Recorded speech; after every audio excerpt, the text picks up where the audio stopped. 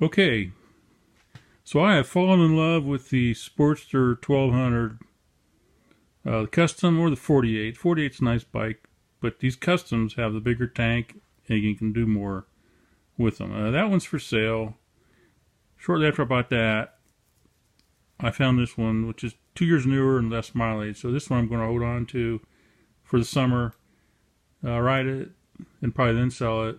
But I cannot fall in love with that. Check out that intake. He's got the big radius, Vance & Hines exhaust, fuel pack. Put the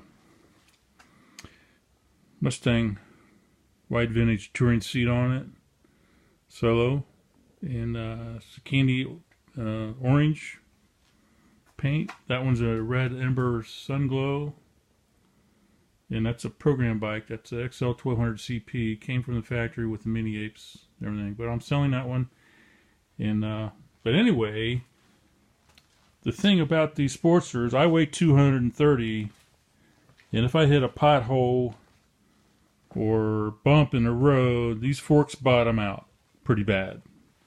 So, cheap way to fix that, for like $1, you can buy these fender washers. Here's the shim or washer that goes in there stock.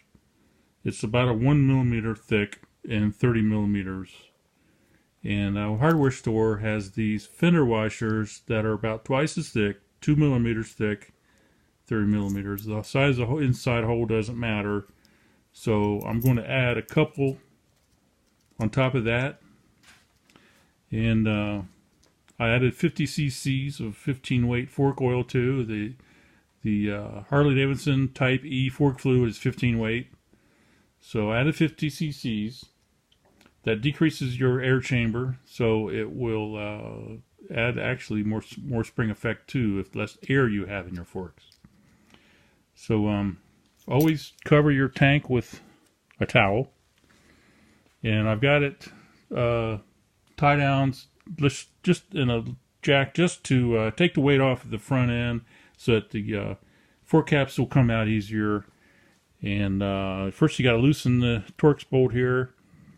And I use a 34 millimeter 6-point socket or 12-inch crescent wrench on that. It will spring off when it reaches the end of the thread, so you got to make sure you hold it down with your hand. So of course the best way to do this is to totally replace the fork springs, the stiffer ones, but it costs about $120 or whatever. And I've done this before with like a Suzuki Bandit. Just add a little more preload. If you have to add a lot of preload, then yeah, you better get the stiffer springs. But we're just talking, I'm adding 4 millimeters of preload here. So there's the stock one. There's 2 of those.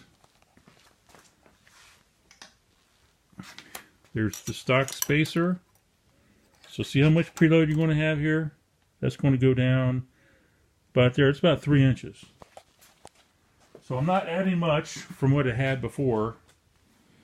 So then the cap will go on top there, like that, and I'll give it a test ride. And if you don't see this video, then that means it was not successful. If you see this video, then that means I'm happy with the results. And so that's it. If you got an older bike that needs the fork oil changed anyway, then go ahead and drain it out and put in about 12 ounces of 15 weight.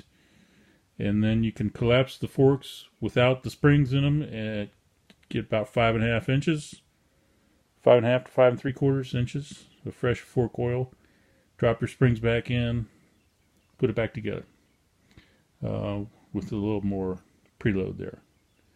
And so that's it.